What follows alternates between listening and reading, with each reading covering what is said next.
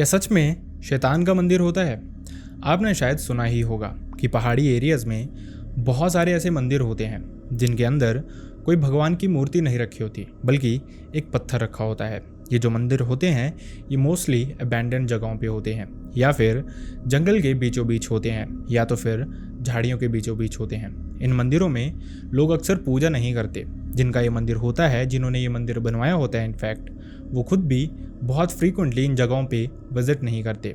लेकिन ऐसा भी माना जाता है कि जिन चीज़ों का ये मंदिर बनाया होता है, जिनको वो देवता समझ के ये मंदिर बनाते हैं, उसमें कुछ ऐसी चीज़ें वास करती हैं जो कि उनकी शायद हर इच्छा पूरी करती हैं। लेकिन जब ये लोग जिन्होंने ये मंदिर बनवाया होता है वो इस चीज़ की पूजा रेगुलरली नहीं कर पाते, या फिर जो चीज़ें उन्होंने मानी होती हैं वो नहीं उनको दे पाते टाइमली, तो उनके साथ ही कुछ बहुत भयानक हो जाता है। इसके अलावा आसपास रहने वाले लोगों को भी इसका इम्पैक्ट पड़ सकता है बहुत भयानक वे में, और किस तरह से पड़ सकता है वो आपको आज का इंसिडेंट बता देगा। तो चलिए शुरू करते हैं।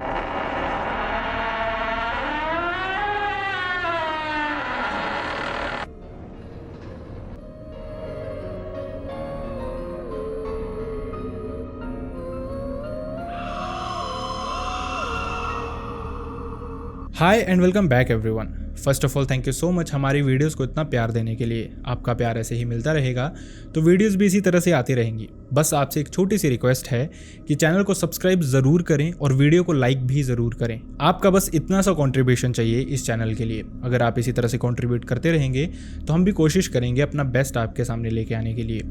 अब बढ़ते हैं इंसिडेंट की तरफ। ये इंसिडेंट है अपर हिमाचल का। इंसिडेंट हुआ था 2000 के आसपास, जब एक गांव में एक फैमिली रहती थी जिसमें एक औरत रहती थी, उसका बेटा रहता था और साथ ही उनकी एक बहू रहती थी जिसका नाम था उषा। शादी के बाद शुरू में सब कुछ नॉर्मल ही चल रहा था। उषा की जो सास थी उन्होंने अपने घर पे बकरियां रखी हुई थी जिनको चराने के लिए वो रोज़ शाम को जंगल की तरफ लेके जाया करते थे। धीरे धीरे वक्त बीत रहा था। लगभग 1 साल में ही इनके घर एक बहुत बड़ी खुशी आती है। इनके घर पे एक बेटा जन्म लेता है। इस बेटे का नाम वो रखते हैं तरुण। लाइफ काफ़ी हद तक सॉर्टेड ही थी। उषा का हस्बैंड बाहर काम पे जाता था, उसकी सास ज़्यादातर बाहर रहती थी बकरियों के साथ ही, और वो घर का खाना काम अक्सर वही संभाला करती थी। धीरे धीरे इसी तरह से वक्त बीत रहा था। उसका जो बेटा तरुण था वो भी बड़ा हो रहा था। लगभग तरुण की उम्र 5 से 6 साल हो जाती है जब स्कूलिंग स्टार्ट ही होती है। उस समय स्कूलिंग थोड़ा लेट ही स्टार्ट हुआ करती थी।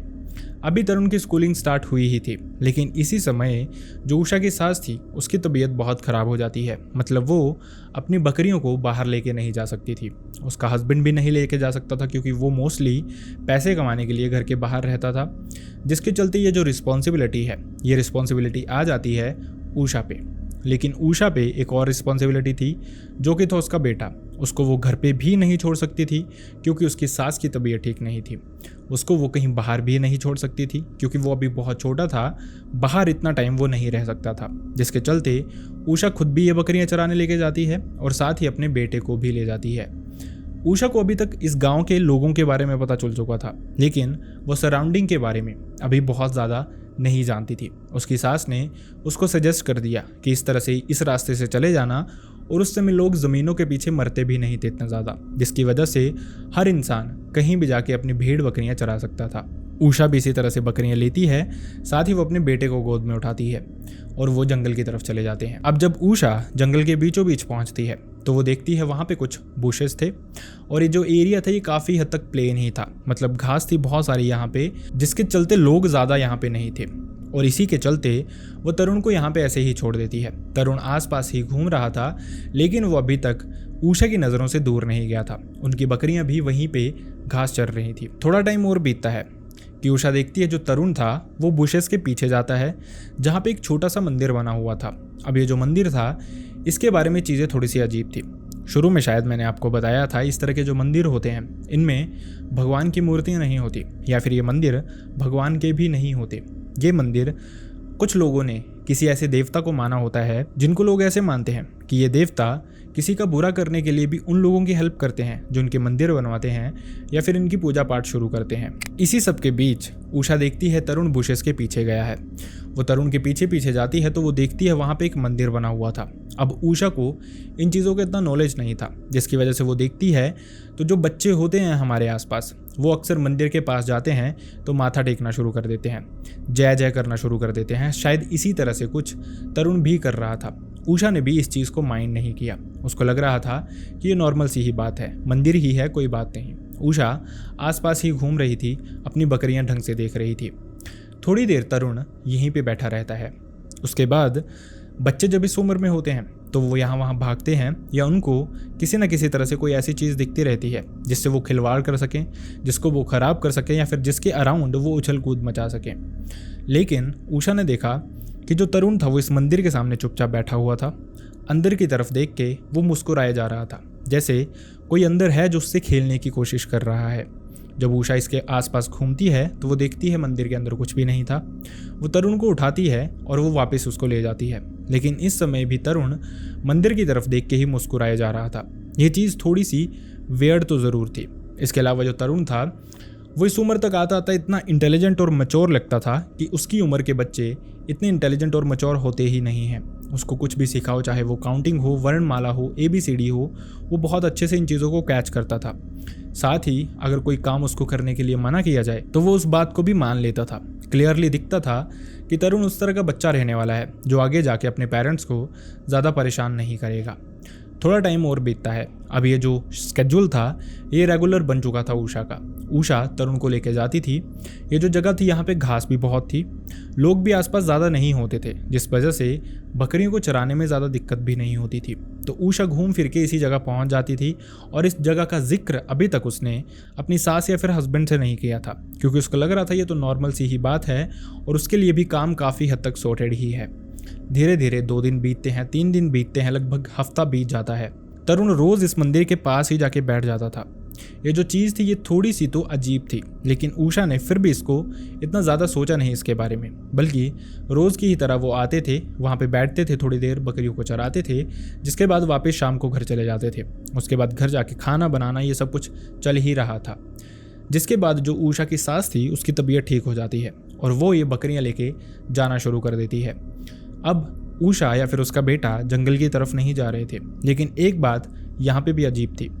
जब भी उसकी सास जंगल की तरफ जाने लगती थी तो जो तरुण था वो रोने शुरू कर देता था, चीखना शुरू कर देता था। लेकिन प्रॉब्लम ये थी कि जिस समय उसकी सास जाती थी वो दिन के टाइम होता था ज़्यादातर, मतलब अगर वीकेंड हो, छुट्टी हो तो तरुण अवेलेबल होता था। इसके अलावा उसकी सास तरुण के वापस आने तक वापस आ जाती थी। इसके बाद ये सब कुछ काफ़ी टाइम तक चलता रहा।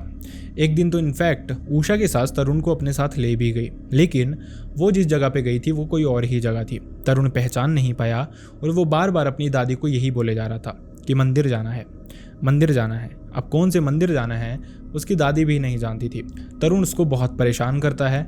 जब तक वो बाहर थे तब तक उसको यही बोलता रहता है, जिसके बाद उसकी दादी उसको पहुंचाती है वापस घर और वो आते ही उषा को बताती है कि तरुण इस तरह की जिद कर रहा था। अब उषा जानती थी वो कौन से मंदिर की बात कर रहा है, लेकिन उषा को उस जगह का नाम नहीं पता था।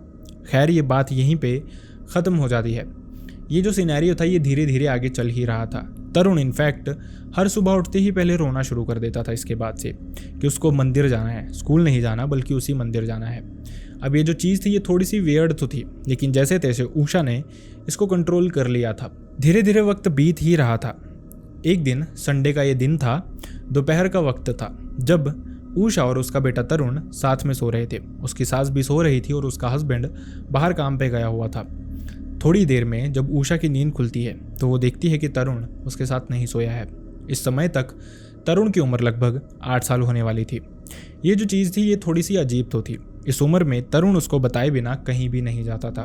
वो अपनी सास के कमरे में जाती है ये देखने कि क्या पता शायद तरुण वहाँ पे जाके सो गया हो, लेकिन तरुण वहाँ पे भी नहीं था। जब वो उसकी सास को पूछती है तो उसको भी इसके बारे में कुछ आइडिया नहीं था। वो आसपास ढूंढते हैं, तरुण उनको कहीं पे भी नहीं मिलता। कहीं पे समहाउ जो उषा है उसका दिल उसको ये बता रहा था कि तरुण कहीं और नहीं बल्कि उसी मंदिर में हो सकता है। वो अपनी सास को लेती है और इसी मंदिर में पहुंचते हैं। जब वो वहाँ पे देखते हैं तो तरुण इस मंदिर में ही बैठा हुआ था। दोपहर का ये टाइम था, ऑलमोस्ट अभी तक सूरज सर के ऊपर ही था और ऐसा माना जाता है कि ये जो समय होता है गांव में स्पेसिफिकली किसी सुनसान जगह पे, किसी अबैंडन जगह पे नहीं जाना चाहिए, क्योंकि जो कड़क धूप वाला समय होता है, जिस समय लोग ज़्यादा बाहर नहीं होते हैं, ऐसा माना जाता है कि नेगेटिव चीज़ें उस समय ज़्यादा एक्टिव होती हैं। तो वो जाते ही पहले तरुण को थप्पड़ लगाती है, उसके बाद उसको गोद में उठा के घर की तरफ निकल जाती है। लेकिन वो अजीब सा नोटिस करती है, तरुण थप्पड़ खा के भी रोया नहीं था, बल्कि वो उस मंदिर की तरफ ही देखे जा रहा था और मुस्कुराया जा रहा था। ये जो चीज़ थी ये काफ़ी हद तक अजीब थी। खैर, इसी दिन वो वापस घर पहुंचते हैं। शाम को उषा खाना बना रही थी। अब जो हिमाचल के कच्चे घर होते थे पहले के, वो इस तरह से होते थे जैसे ग्राउंड फ्लोर होता था, ऊपर वाला फ्लोर होता था। जो ऊपर वाला फ्लोर होता था उसके ऊपर स्लेट डाले हुए होते थे और अक्सर ज़्यादातर लोगों का किचन ऊपर ही हुआ करता था। वो खाना बना रही थी और सबको बुलाने के लिए वो नीचे उतरने लगती है। ऊपर वो अकेली थी, लेकिन जैसे ही वो सीढ़ियों से उतरने लगती है उसको ऐसा लगता है उसको किसी ने बहुत ज़ोर से धक्का दिया, जिस वजह से वो सीढ़ियों से गिर जाती है। उसको काफ़ी चोटें आती हैं और अंदरूनी उसको दर्द काफ़ी हद तक बढ़ जाता है। शायद ये चीज़ सबको नॉर्मल लग रही थी, लेकिन उषा जानती थी ये चीज़ बिल्कुल भी नॉर्मल नहीं है और उसके साथ कुछ तो अजीब ज़रूर हुआ है। शायद उसको उसी चीज़ का दंड मिला था जो कि उसने फोर्सफुली तरुण को इस मंदिर से उठाया था, उसको चांटे लगाए थे और वहाँ से ज़बरदस्ती लेके आ गई थी। अभी तक इस चीज़ के बारे में किसी ने सोचा नहीं था, लेकिन जैसे जैसे वक्त बीतता जाता है, कुछ साल और बीतते हैं और तरुण का जो बिहेवियर था वो बिल्कुल डिफरेंट हो जाता है जैसा वो पहले हुआ करता था। जैसा मैंने आपको बताया, तरुण एक इंटेलिजेंट बच्चा था, समझदार था वो काफ़ी, लेकिन जैसे जैसे वो बड़ा हो रहा था वो अपने टीचर से बहस करता था, अपने क्लासमेट्स को पीटना शुरू कर चुका था और इसके अलावा वो स्कूल से भाग भी जाया करता था। मतलब उसका नेचर कुछ ही सालों में बिल्कुल चेंज हो चुका था। घर वालों से वो हमेशा ही गुस्से में बात करता रहता था। इस समय तक जो उनके घर का एटमॉस्फेयर था वो पूरी तरह से नेगेटिव हो चुका था। घर वालों को हमेशा लगता रहता था कि उनके सराउंडिंग कोई चीज़ रहती है, शायद उनको 24 घंटे कोई देखता रहता है। और ये चीज़ सिर्फ उषा के साथ नहीं थी, उसके हस्बैंड के साथ भी थी, उसकी सास के साथ भी थी। सबकी तबीयत धीरे धीरे ख़राब रहने लग पड़ती है। मेंटली भी सब परेशान थे, फिजिकली भी सब परेशान थे। और ऐसा माना जाता है कि इस तरह की चीज़ें किसी फैमिली के साथ तभी होती हैं जब वो किसी न किसी तंत्र मंत्र की विद्या से जूझ रहे होते हैं। शायद ऐसा ही कुछ इनकी फैमिली के साथ भी हुआ था। तरुण जैसे जैसे बड़ा हो रहा था उसको नॉनवेज खाने की क्रेविंग बहुत ज़्यादा होती थी। अगर उसको घर वाले नॉनवेज ना लेके दें तो वो चीखना चिल्लाना शुरू कर देता था, अजीब सी बातें करता था जैसे वो इस घर का बड़ा है, घर का ही नहीं इनफैक्ट गांव में ही सबसे बड़ा है। सबको डांटता था, सबसे गुस्से में ही बात करता था। उसको देख के ऐसा लगता था जैसे फैमिली का दर्द प्यार कुछ भी नहीं रहा है उसको, वो बस मतलबी हो गया है, उसको किसी से कोई लेना देना नहीं है और वो अपने आप में ही रहता है। मोस्टली वो अपने कमरे में ही खुद को बंद रखता था। घर का एटमॉस्फेयर जैसा मैंने आपको बताया बहुत नेगेटिव था, सब बहुत ही ज़्यादा परेशान थे। चीज़ें इसी तरह से बढ़ती जा रही थी। जैसे जैसे वो बड़ा हो रहा था वो बकरियां कभी कभार खुद भी लेके जाता था वीकेंड पे, और जब वो लेके जाता था वो इसी मंदिर के आसपास रहता था। गांव के बहुत सारे लोग जो भी उस सराउंडिंग घूम के आते थे वो अक्सर तरुण की फैमिली को यही बताते थे कि जहाँ पे तरुण जाता है वहाँ बहुत सारे बच्चे खेल रहे होते हैं, लेकिन तरुण बच्चों के साथ नहीं खेलता, वो किसी भी तरह का नशा भी नहीं करता, बल्कि इसी मंदिर के बाहर बैठा रहता है। कुछ लोगों ने तो उनको ये भी बताया कि ये जो मंदिर है ये किसी भगवान का मंदिर नहीं है, बेटर है आप तरुण को समझाओ कि वो उस मंदिर के बाहर ना बैठे। अब इसके बाद जब फैमिली को इतनी कंप्लेंट्स मिलनी शुरू हुई तो उन्होंने तरुण का वहाँ पे जाना आना बंद कर दिया। वो बकरियाँ खुद ही लेके जाते थे। तरुण को वो ज़्यादातर घर पे ही रखते थे। जब भी उसको बाहर जाना होता था या तो उसके पिता उसके साथ जाते थे या तो फिर उषा उसके साथ जाती थी। ये सब कुछ इसी तरह से चल रहा था और ऐसा लग रहा था जैसे तरुण के अंदर गुस्सा धीरे धीरे बढ़ता जा रहा है। एक दिन इसकी हद हो जाती है जब वो घर पे लगभग 8 से 9 बजे के अराउंड बहुत ज़ोर ज़ोर से चीखना शुरू कर देता है कि मुझे उस मंदिर जाना है, मुझे सिर्फ उस मंदिर जाना है, मेरी कोई पूजा नहीं करता, मैं सारे के सारे गाँव को जला के राख कर दूंगा, मैं किसी को भी नहीं छोड़ूंगा, तुम सबको मार डालूंगा। इस तरह से बहुत सारी अजीब सी बहकी बातें कर रहा था वो, और ऐसा देखने में उसको लग रहा था कि वो अपने कंट्रोल में नहीं है। उसकी आंखें एकदम लाल हो चुकी थी, वो बहुत ही ज़्यादा गुस्से में लग रहा था, फिजिकली बहुत ही ज़्यादा स्ट्रॉन्ग लग रहा था। फैमिली में कोई समझ नहीं पा रहा था कि उसको टैकल कैसे करना है, लेकिन समहाउ उनके दिमाग में एक चीज़ थी, सबके दिमाग में एक बात थी कि हो सकता है तरुण पे किसी भूत प्रेत का साया हो। हो सकता है वो उस मंदिर में बैठा रहता हो, वहाँ पे कुछ चीज़ें अजीब हों, जिसके बाद वो समझ गए थे कि अब डॉक्टर्स के पास इसको नहीं लेके जाना है इनको, बल्कि किसी तांत्रिक, बाबा या फिर लोकल किसी चेले के पास लेके जाना है। अब अगले ही दिन तरुण की फैमिली उसको पास के ही एक चेले के पास लेके जाती है, जिसको वो बताते हैं कि इस तरह से ये अजीब सी हरकतें कर रहा है। इसके अलावा गांव के बहुत सारे लोग हैं जो कि कहते हैं कि ये उसी मंदिर के पास बैठा रहता है जो गांव के किनारे पे है। जैसे इस चेले को पता चलता है तो इनको सारी चीज़ें पता होती हैं कि कौन सा मंदिर किस चीज़ का है, कहाँ पे किस चीज़ का वास है। उसने क्लियर किया कि क्या आप उसी मंदिर की बात कर रहे हैं, तो फैमिली उनको बताती है कि जी हाँ, हम उसी मंदिर की बात कर रहे हैं। तरुण ज़्यादातर वहीं जाने की इज़्ज़त करता है और वो घर पे हम पे बहुत ही ज़्यादा गुस्सा करता है। इसके अलावा उसको नॉन-वेज डेली चाहिए और अजीब सी हरकतें इसकी होती ही रहती हैं। ये जो चेला था ये बताता है कि मैं समझ गया हूँ इसके साथ प्रॉब्लम क्या है, आप थोड़ी देर यहाँ पे बैठे रहिए, अभी इस चीज़ का सोल्यूशन हो जाएगा, आपको भी दिख जाएगा कि प्रॉब्लम हो क्या रही है। तरुण को वो अपने पास बैठाता है, वो खुद भी वहाँ पे बैठता है। ये जो इंसान था, चेला था, इनके अंदर अक्सर देवता प्रवेश करते हैं जो कि इस तरह की चीज़ों का सोल्यूशन करते हैं। ये थोड़ी देर बैठता है, ध्यान लगाता है और थोड़ी ही देर में देवता इसमें प्रवेश कर जाते हैं, जिसके बाद वो तरुण को कुछ खाने के लिए देता है, जिसपे ये चेला पहले कुछ मंत्र पढ़ता है और उसके बाद तरुण को ही खिलाने को दे देता है। तरुण को ज़बरदस्ती वो खिलाता है और थोड़ी ही देर में ऐसा लगता है तरुण पोजेस्ड हो चुका है। उसकी आंखें लाल हो गई थी, वो ज़ोर ज़ोर से हंस रहा था और अजीब सी ही उसकी बातें हो रखी थी।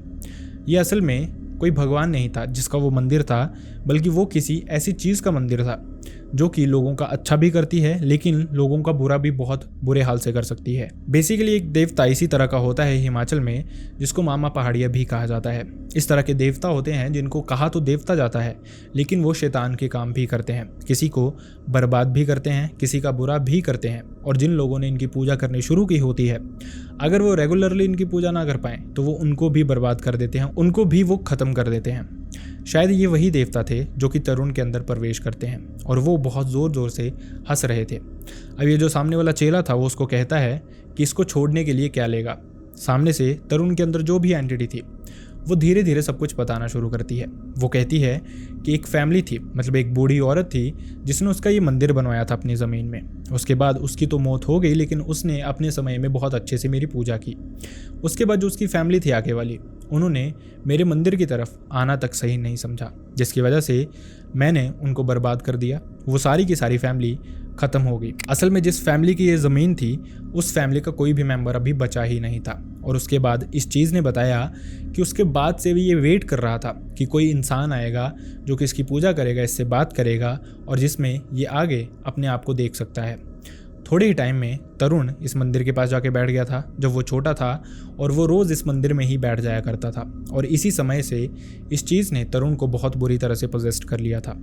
धीरे धीरे वक्त बीत रहा था लेकिन इस चीज़ को लग रहा था कि तरुण की फैमिली भी इसकी पूजा नहीं कर रही है। डरा धमका के वो इनसे पूजा करवाना चाहता था लेकिन ऐसा अभी तक हो नहीं पाया था।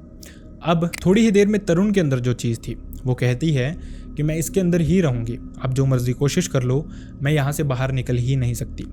ये चीज़ें आगे बढ़ती ही जा रही थी। ये जो चेला था, इनके अंदर एक देवता थे और ये उसको डराना धमकाना शुरू करते हैं। थोड़ी ही देर में लोहे की चेन से उसको पीटना भी शुरू करते हैं। ऐसा माना जाता है कि ये जो पिटाई होती है ये उस इंसान की नहीं होती बल्कि उसके अंदर जो चीज़ होती है उसकी होती है और उस समय वो उस शरीर से बाहर भी नहीं निकल पाती। थोड़ी ही देर में ये चीज़ तरुण के अंदर से कॉम्प्रोमाइज़ करती है। ये कहती है कि मुझे उसी मंदिर के पास लगातार 21 दिन नॉनवेज और शराब चाहिए। अगर ये 21 दिन लगातार ये करते हैं तो मैं तरुण का पीछा छोड़ दूंगा, नहीं तो मैं हमेशा इसके साथ ही रहूँगा। फैमिली इस बात को मान जाती है और उसके बाद से 21 दिन वो लगातार यही चीज़ करते हैं। रात को वो शराब और नॉनवेज इस मंदिर के पास चढ़ा के आते थे। 21 दिनों के बाद से तरुण की तबीयत धीरे धीरे बेटर होने लग पड़ी। लिटरली इस इंसिडेंट को काफ़ी साल बीत गए अब तो, लेकिन ऐसा माना जाता है कि अब भी बहुत सारे जंगलों में, अबैंडन जगहों में इस तरह के मंदिर हैं जहाँ पे आपको ज़्यादा पूजा नहीं करनी चाहिए।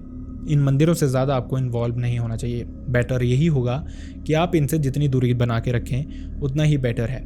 सॉल्यूशन हर चीज़ का हो जाता है लेकिन जानबूझ के किसी भी तरह की प्रॉब्लम में फंसना ही क्यों। आई रियली होप आपको इस वीडियो से कुछ सीखने को मिला हो एंड आई रियली होप आपको ये वीडियो पसंद भी आया हो। अगर वीडियो पसंद आया तो वीडियो को लाइक करना ना भूलें, चैनल को सब्सक्राइब करना ना भूलें एंड अनफॉर्चुनेटली मैं चाहता नहीं किसी के साथ भी ऐसा कोई भी इंसिडेंट हुआ हो। लेकिन अगर आपके साथ आपके किसी रिलेटिव, नोन, भाई बहन, फ्रेंड या फिर नेबर किसी के साथ भी ऐसा कोई भी इंसिडेंट हुआ हो जो आप चाहते हैं मैं यहाँ पे नरेट करूँ, लोगों तक पहुँचाऊँ, सो दैट लोगों को कुछ सीखने का मौका मिले, तो आप मेरी मेल आईडी या फिर इंस्टाग्राम दोनों पे मुझसे शेयर कर सकते हैं। दोनों का लिंक आपको मेरे डिस्क्रिप्शन बॉक्स में मिल जाएगा। So see you next time in the next video. Bye bye.